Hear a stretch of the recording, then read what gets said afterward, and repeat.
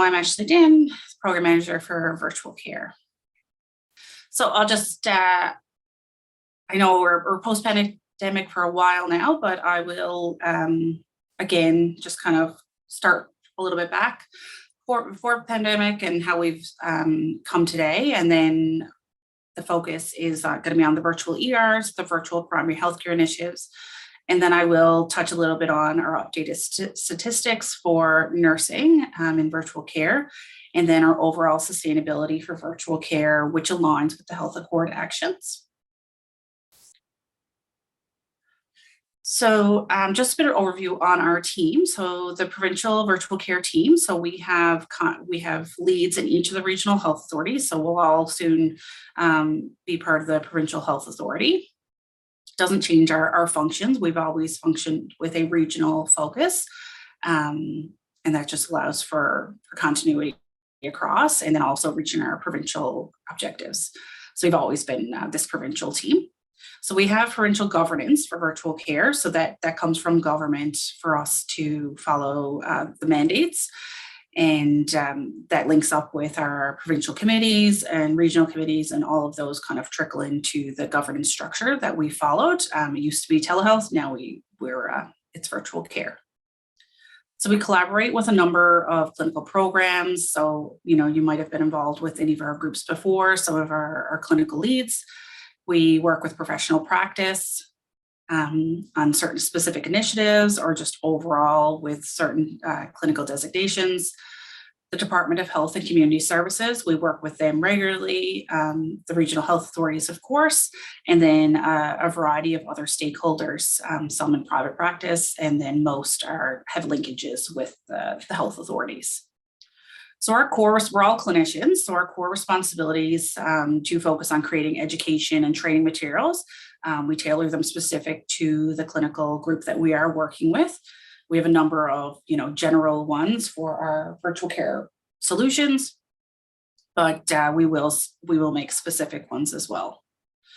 We will help create policy development, help with deployment, and we'll provide guidance on the policies and any other documentation that may be required, such as, patient education materials, pamphlets, anything like that, we will help guide. And then we provide clinical support. So although the clinicians in their area are the experts and certainly know the workflow, we will work to provide clinical support on incorporating that technical solution into your environment and allowing virtual care to enhance and work with your service and your service needs. So virtual care has become an integral part of virtual healthcare delivery in our province. It's been around for well over 40 years, telehealth has, but certainly we've always been on a steady incline, pre-pandemic even, but when pandemic happened, it certainly broke down a number of barriers that seemed to exist before that certainly no longer exist today. So we have to respond to that, we have an increase in our virtual care solutions. So the core solutions that our program supports, but then in addition to those, a number of solutions that already existed that were virtual, they've also included video conferencing and expanded beyond phone delivery or in person. The expansion of emergency and urgent care has certainly been growing over the last 2 years. We've had, I think we're almost deployed to all of the Category B facilities, and I'll touch a bit more on that in a bit. And now urgent care is certainly increasing, and that is usually it is a bit of a diversion from the emergency services, but it's also urgent access that are, CTAS 4s and 5s that can be moved from the emergency department, or urgent that's been escalated up from primary health care. Addressing gaps in primary health care has been another growing area.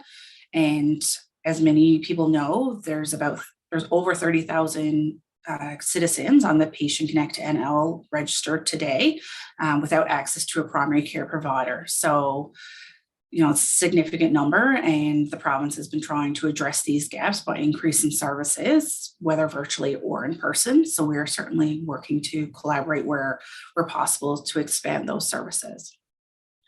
And then deployment of more facility and home-based solutions, including our peripheral devices. So although when the pandemic hit, home-based solutions certainly grew significantly, but facility-based solutions are still heavily used. There's certainly a need for facility-based, especially with additional peripheral devices to enhance that virtual service. So it's providing accessibility to a client in a facility, but their clinician is at another location. So this just a bit of, everybody probably seen these slides before, but so we've deployed over 4,500 licenses during the height of pandemic to clinicians. So this was either Zoom for Healthcare or Cisco Jabber or a telehealth endpoint was deployed to a clinician to use for virtual services. So this, again, as mentioned, it expanded both home-based and facility. So even though a number of software licenses were deployed, we deployed a significant number of facility-based telehealth units. So it could look like a desktop unit, looks like a computer monitor today, or it could be a clinical cart, which you would see in our emergency departments. It looks similar to the workstation on wheels is probably how I would describe it. And I have a picture of it just a few slides down. So we deployed a significant number. We had funding during the pandemic to expand both home-based and facility services, and we maximized that funding opportunity to reach as many clinical departments and clinicians to have access to service. So I will focus mostly on video, but phone is included in virtual care. There's a number of other components of virtual care, but phone and video is certainly the most prominent. But as virtual care continues to expand and we work through adjustments in the province, I guess, with the health accord and opportunities, secure messaging, secure file transfer, those things will certainly be expanding, we expect, across the province.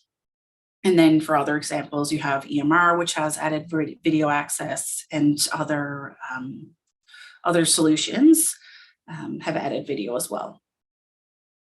So increased access to mobile health services. So I kind of touched on that there. There's increased access to services across the province to address primary health care. And right now we've deployed Zoom for Healthcare and Cisco Jabber can both be used from mobile devices. So there's also a shift in collaborative teams. So a number of clinicians are collaborating together remotely. So we also support collaborative tools for case conferences, clinical support, and discussion of patients. We can help facilitate group sessions that go out to a number of patients with multiple clinicians supporting it. And that's probably one of the biggest things, is a lot of collaborative teams today are not necessarily located in the same area where they used to. Some are working from home, other ones are just dispersed across different facilities. So we help support the collaboration and connection with those collaborative teams. And just an example there is we have a solution, we have Zoom deployed today where a client sees multiple clinicians during their, I think it's 1 hour session, and the clinicians will actually kind of tag in and out from those meetings. The client stays on the connection while a number of clinicians will actually connect in and out so that they can do a complete assessment in a collaborative way, which is really great, and it allows communication and access to the patient. So again, it's the balance of mix of in-person and virtual care. Certainly virtual care has to be suitable for the client and suitable for the clinical use case. So we will help support, evaluation of when those services, when virtual care can be offered, and help make plans and protocols if you have to adjust and move to an in-person visit. So Provincial Virtual Care, the use cases for emergency services. So the first one is obviously the most known in the province today. Certainly in the media, it's advertised, daily almost now, the virtual emergency room services. So this is focusing on the Category B facilities, and there's 20 across the province, and I think about 15, that have been trained and set up. We have equipment for all of the sites if required, but it's just based on requirements right now and need for switching to virtual. So even though a number of them have the virtual care equipment, they might not have switched to offer virtual care services. So I will show you a few stats in a little bit on the actual usage of emergency room services done virtually. So this is right now the current use case mostly is used where a Category A physician provides coverage to the Category B site virtually. So in most cases, it's a double physician coverage. So it is two Category A physicians at one site. One is doing normal in-person, the other one is focusing on virtual. And then at the receiving site, at the Category B site, there is usually additional staff, depending on the facility and the RHA.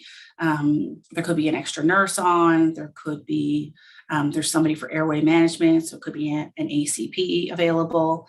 There's different, it depends on the use case and the availability of staff, but we have a couple standards already set, and each of the facilities will set their minimal requirement to be able to offer a virtual emergency room service. So the next one is Provincial Virtual Urgent Care. So this is more focused on the diversion. So there's a couple of different scenarios set up with this. So there is a pilot project happening in Western Health with utilizes 811. So clients of a certain CTAS are moved out of the emergency department and offered a virtual session with an 811 nurse practitioner. And we're actually looking at a number of other use cases with urgent care to divert some of those low CTAS patients off of the Category A physician's coverage and allow either, a follow-up appointment the next day and the client could potentially go home, or they are diverted to see a nurse practitioner or another covering physician. It could be a primary healthcare provider. Fast Track is, I think we're in our second month now of Fast Track, which is we expect to expand. So it is a slightly different version of the urgent care diversion. So that is supporting right now with the Category A physicians providing coverage to the Category Bs is certainly still a heavy load that's coming into the Category B departments. So Fast Track is allowing clients that are there more for primary healthcare needs, quick follow-ups, anything that can be diverted would move to the Fast Track lane just to take the burden and allow focus for that Category A physician, because we really don't want to overburden them or cause any sort of burnout where the virtual emergency room services won't be available. Usually, in most of our scenarios, the Category A physician covers up to 3 Category B facilities for virtual ER services. It does depend, but that is a typical use case that we have today. So if there's, within Central Health, if there's more than a certain number of facilities, then that's why you would see closures. It depends on, a number of factors that would lead into a closure of the emergency room department versus a virtual ER. And every region is certainly making their own clinical decisions there. And we just try to support as best as possible. NICU Eyes on Baby. So this is another emergency service. We are expanding to all birthing sites across the province. We have our last 3 sites getting set up this week, and then training would be happening for the birthing sites. So this is the neonatologist at the NICU can provide, eyes on baby is the way we call it. So they have video conferencing access to view the baby if to support during, a potential code, a baby's in distress, preparing them for transport to make sure they're stable, or potentially avoiding an unnecessary transport to the Janeway if they're able to stabilize and keep them at their location. So this has been really successful so far. The neonatologists are certainly very much engaged and see the benefit of connecting into the birthing sites and allowing that the eyes on the baby and that additional clinical consultation with the clinic staff on site. So our last 3 sites have been a priority for us, and the training of the staff will be happening hopefully within the next couple of weeks, and then we'll be live at all sites. Psychiatry on call is also available. So this is an emergency services for the psychiatrist that's on call for the province. This one right now is being done over Zoom for healthcare, and it is a bit more straight, video appointment over software devices, just to allow consultation on psychiatry.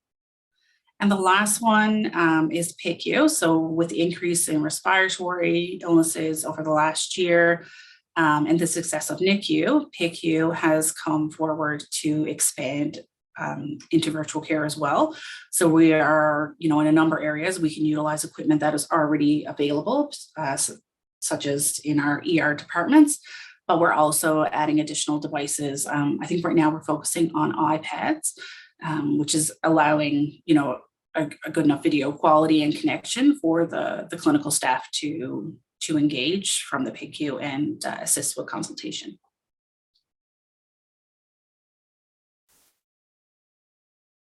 So this is our current solution. So we still are working in a hybrid infrastructure. So it just means that we're partially in the cloud, we partially have an on-premise infrastructure.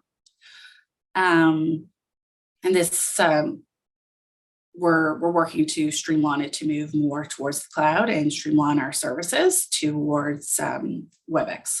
So we'll be still Cisco based with WebEx. Zoom for Healthcare will still exist to some capacity, but right now we are duplicating licenses for a number of clinical staff so that they can have facility-based plus home-based.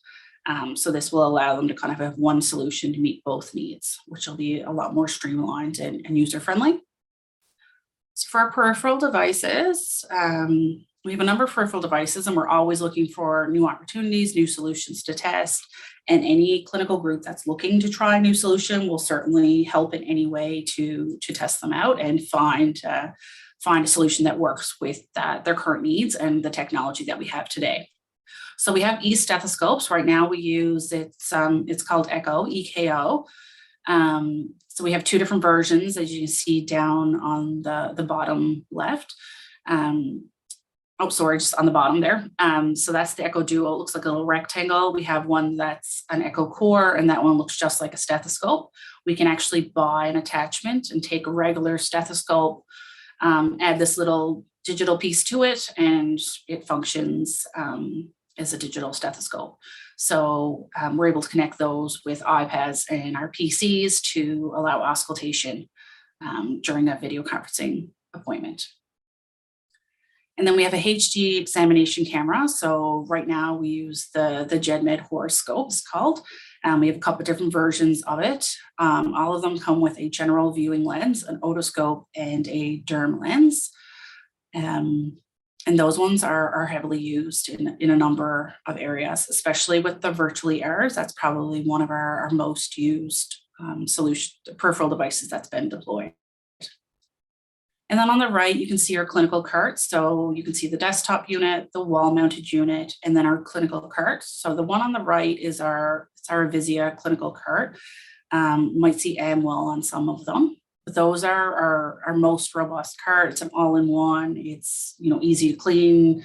You'll see those in the NICU. We deployed them in a number of the ERs because it's definitely the most robust, the easiest to clean and maintain. Other ones we have are built carts, and still same function. It's just a little bit of a different look and feel to it.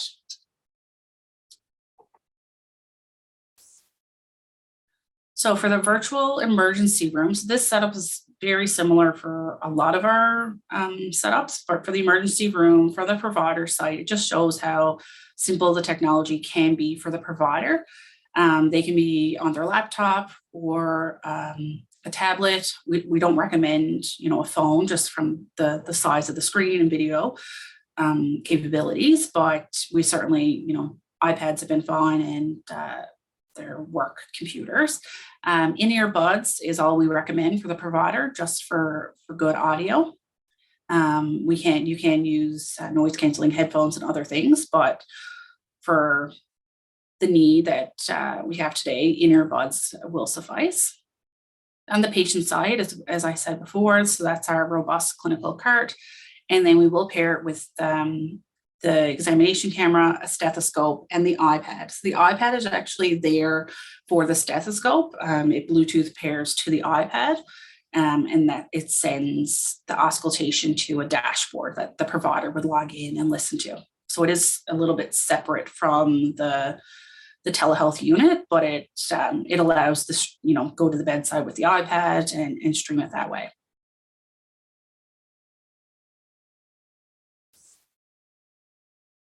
So Central Health has all of their Category Bs set up with virtual emergency room services. So these are the stats. So last year when I presented, we've certainly updated them. We've added the 2 years there now.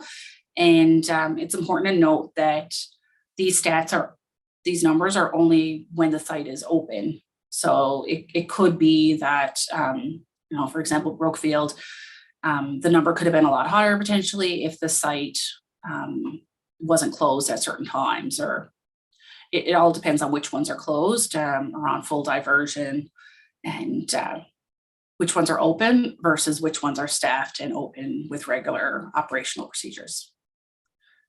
But if anybody has any questions or need any more information on the actual virtual ERs or our usage, I can certainly give you more information there. But you can certainly see that it is heavily used. There's a lot of consultations coming through these, and it has been really successful to, prepare clients for transport, prevent unnecessary transport, or, provide the care so that the client can be discharged and sent home. So for the other regions, I don't really have it broken down the same, just how they're set up today. So within Eastern Health, it's roughly about 106, Western about 98. We do expect that to increase with the diversion project when that goes fully live.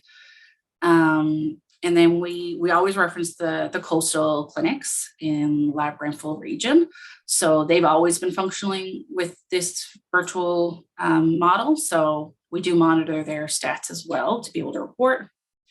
And then for NICU, based on 5 sites, we have had 35 consults. So that's potentially 35, 35 times that they would not have been able to lay eyes on a baby, which is significant. It's not a huge number when you look at it, but it is significant when you think about a baby who's potentially in distress.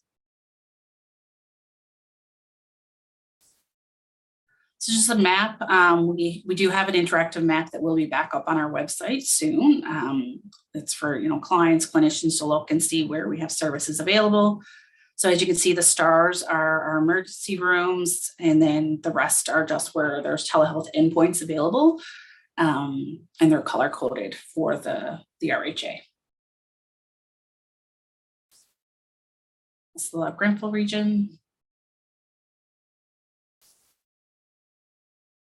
And this is just a typical workflow. Any clinical group that comes forward for virtual emergency room will go through this workflow and tailor it for that specific site and make sure that there's workflow documents, process maps, everything available to be successful. It's not one size fits all, but just a typical example would be, patient registers, their triage. A virtual assessment happens, they're assessed at a 4 or 5 or a 1-3. If they're certainly a 1-3, then there would be a virtual assessment and a transfer, depending on how urgent the patient could be, would be transferred fairly quickly to go to a Category A facility. And if the client was to call 911 and an ambulance was dispatched, or emergency services, an ambulance was dispatched, and they would bypass the facility based on the triage of the client. They wouldn't show up to a virtual ER.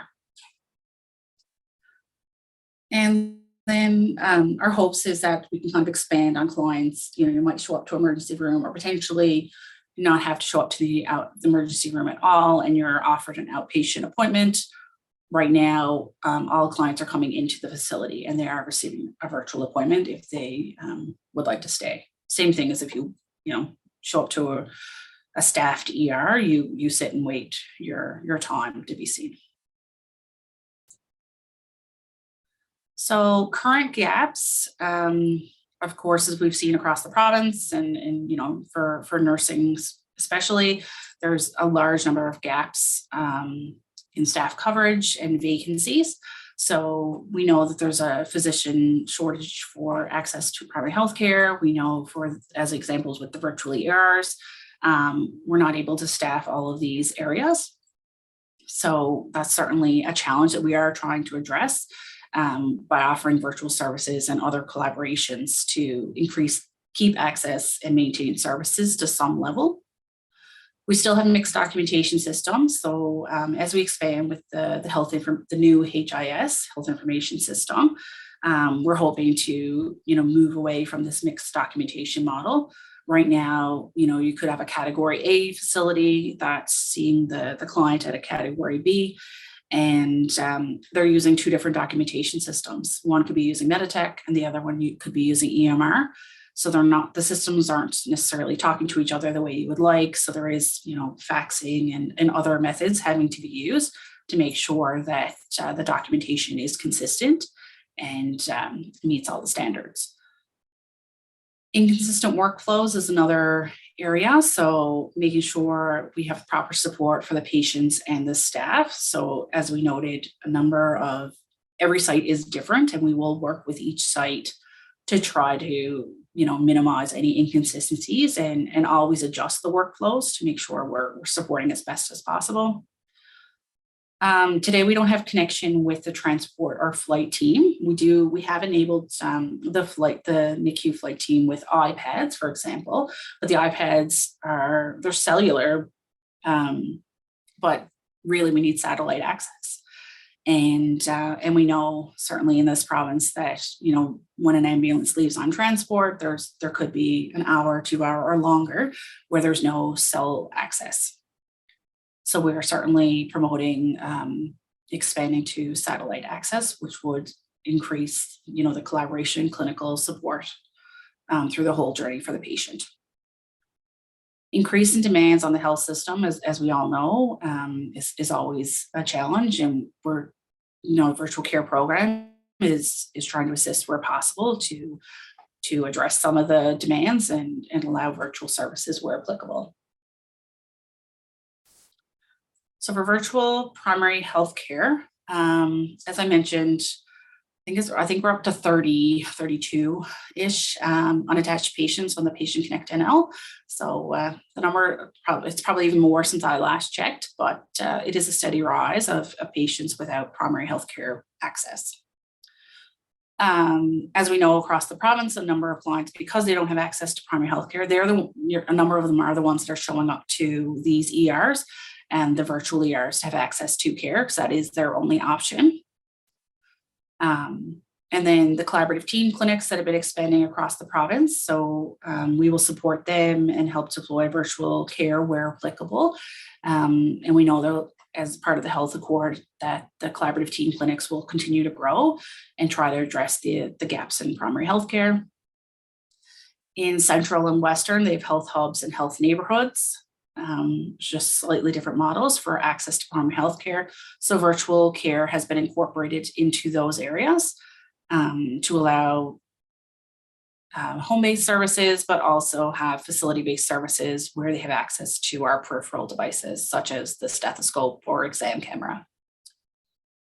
And then risks for unattached patient is certainly an area that we are trying to support. So making sure that there is access where we can support access with virtual services. We're trying to help work with any clinical department to try to work those in. And it could just be that it's video into the home, or if it's more advanced, then we'll look to support that.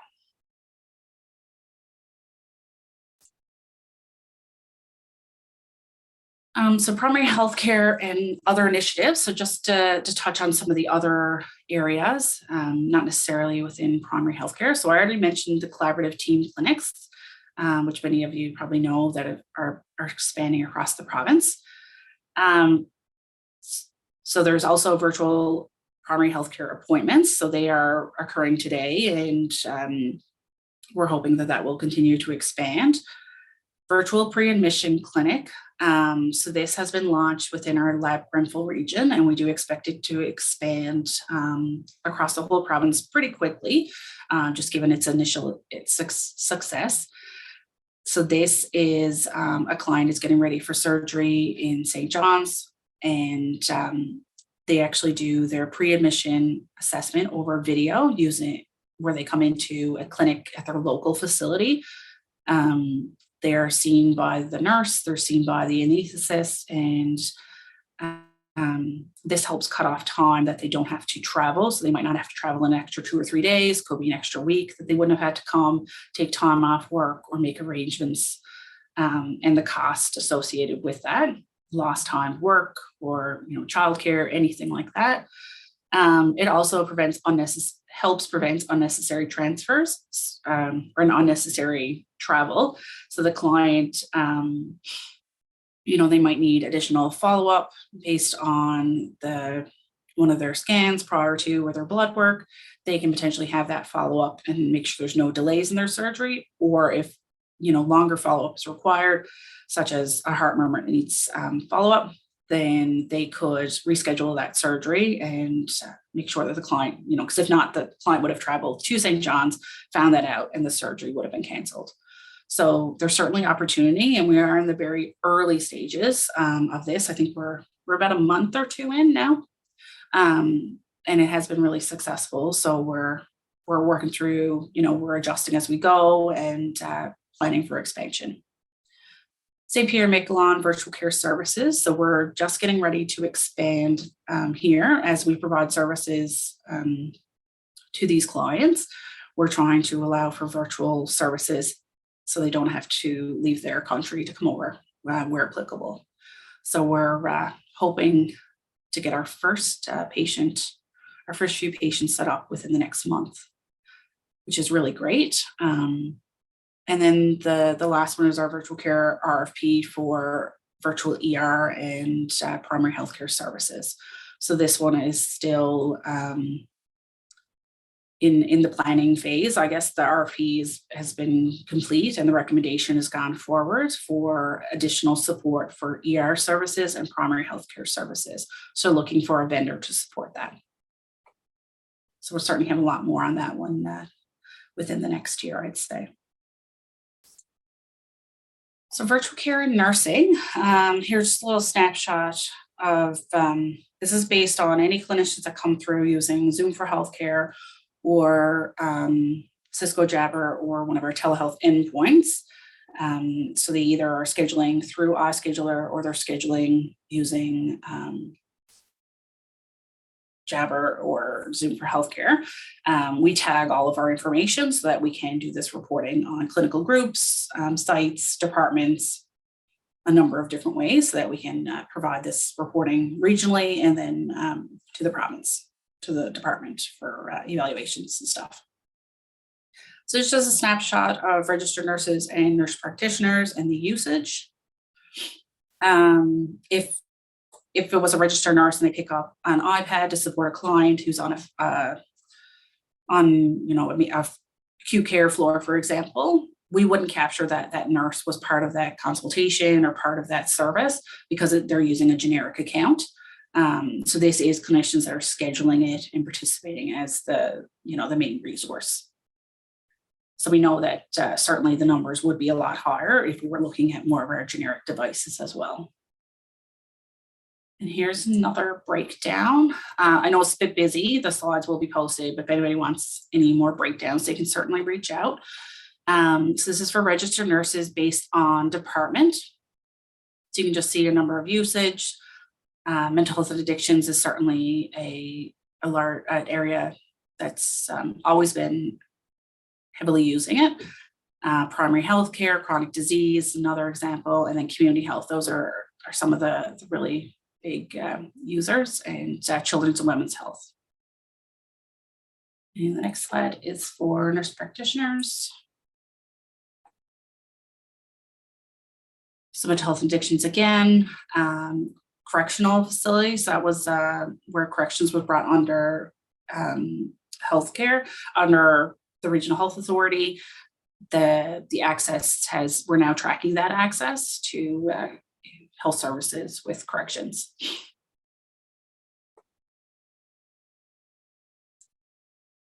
Okay. So provincial sustainability. So right now we are that mixed model approach, and we do think that a mixed model will still be required to some extent. We want to streamline as best as possible with our solutions so that we're making it as easy as possible for clinicians to have access to virtual care. But we want to make sure that the right tools still exist in various ways for them to meet their different clinical needs. With the RFP, again, I've mentioned that we're looking for external vendor support to make sure that we are able to meet the current demand as we adjust to the plans of the health board, because we know that that's going to take some time. So strengthen clinical workflows. So we're looking at linkages within primary health care, opportunities potentially for home-based triage. So having a client not come into an emergency room, potentially if they're able to move to a primary healthcare stream. There's a number of opportunities that we can work on over the next few years.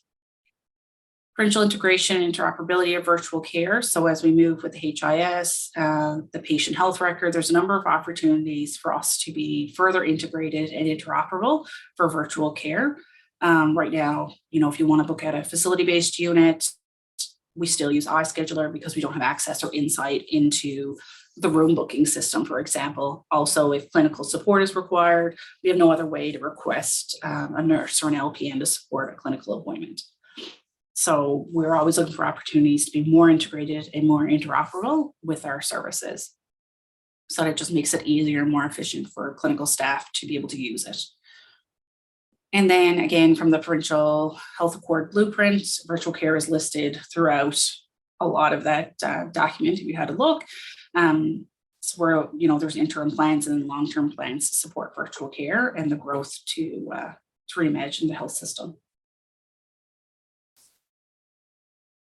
So there's just a couple, I won't go too far into this. I just want to give some time for questions. So I'll try to pull up here now. But virtual care is a key part to rebalancing the health system. We've pulled out a couple of different key points that were mentioned in the Health Accord that certainly are driving our goals and objectives for the next year. And as mentioned, like virtual emergency systems, there's all the work that we've been doing and been expanding on, the virtual care community teams. There's a lot of this stuff we've already seen in the works. It's just huge opportunities to streamline and increase access and grow those opportunities. So just in conclusion here, and I will, the next slide, I'll just go over a bit of our team, but we just pulled out a quote from the Health Accord. So I'll just move in to show you who our team is. So this is our provincial team. So as noted, there's a regional coordinator or manager in each of the health authorities that is responsible for virtual care. So they would be your contact for expanding. And we do say they're there regionally. So if it is, you're not part of the Eastern Health Authority right now, but you might be in private or somewhere else, we can certainly you can still reach out to one of my staff and we'll support your needs with virtual care and helping you pick the right solution, no matter where you are in your practice. So this is our team. If you have any questions or want to figure out who to connect to or how to best meet your needs, you can certainly reach out and I'll connect you with someone from the team. And we have a general intake process as well. So here's another, I just realized I gotta Mistake there. That's okay. So the virtual care team. So we have the virtual care nurse education coordinator. That one is currently vacant right now. The scheduling coordinators. So that's Alice and Donna, if you've ever run into them. So we have technical support. We have one technical lead on our team, but we also work with the CSS. There's a telehealth lead or virtual care lead within the CSS pools as well. So they're very much part of the team. They just don't report under my division. There's a clinical information consultant. It's not Lance right now. Actually, I just realized that. That's okay. And so that is Connie, and she supports Bridge the Gap and tools like Bridget and Eva. She just started. And then we have a virtual care admin. So if you ever email our general virtual care inbox, Andrea would be the one filtering and getting you in touch with the right contact.